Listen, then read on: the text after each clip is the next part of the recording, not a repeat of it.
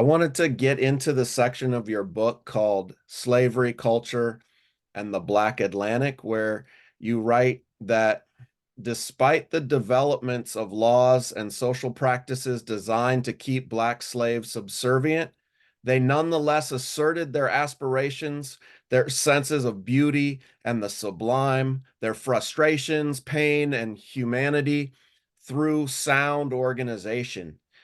Can you tell us more about how making music became an avenue of resistance and community building for enslaved people in the United States?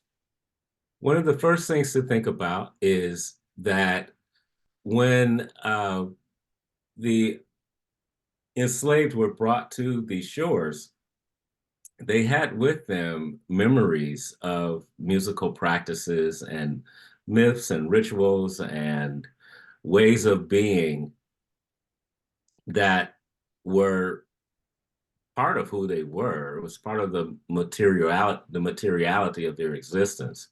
But they immediately met another cultural norm that was enforced and sometimes enforced through violence. So it was always going to be a negotiation. So one in which you had to be savvy, one in which you had to create in a context um, that was not hospitable sometimes to your humanity, to your idea about who you believe you were in the world. And so the thing about early Black music making in the enslaved communities is that some of the ways in which it was presented to the outside, it was completely benign. It was just entertainment because it was entertainment for everybody involved, for the enslavers as well as the enslaved. But music was used to sometimes give messages that could not be spoken out loud. It was used to, most importantly, create social bonds with one another, so that in the practice of making sound together, people began to think about themselves as one people.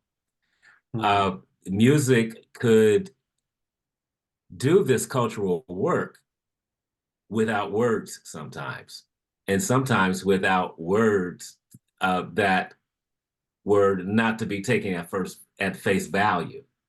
So there was a lot of, kind of subversive messages going on, not only in the text that in the lyrics that were being sung, but also in the fact that they were making sounds that had not been heard before in this context. So this idea of putting all your life force into sound organization and having it be not only a space for creating a social bond with your compatriots, but also a way to be misinterpreted by people who don't have your best interests at heart.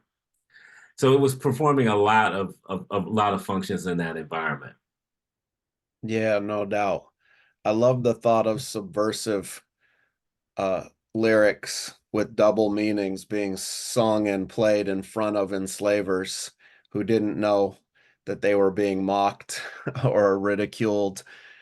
Um, I also find it fascinating that drumming was often outlawed by enslavers, even though they wanted some forms of music to flourish for to entertain themselves or just to help enslaved people pass the time. Well, here's what we can remember about the sounds that were being heard in that context. Uh, there was some parts of the let's call it I like this term, the contraband music, because the first people who were freed were the South Carolina Sea Islands because of the capture of Fort.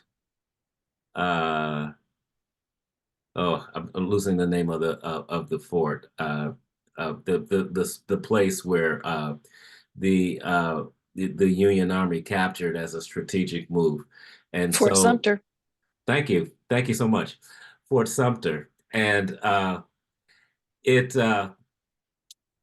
it became a place where all of these Northerners came down, and because this was a way they could finally get to educate and learn, and then they heard this music. Okay, like, oh my God, the singing is beautiful. The things that were the singing, the melodies, some of the fervor was accepted, but when they started all of the drumming and then the rhythms and the dancing and the bodily aspects of it, sometimes those were like, oh wait, ho, this is a little too much. And then what was not necessarily in that context, but in other contexts where people were still under the law, uh, what people gravitated to and praised was the things that sounded most like Western music. Mm.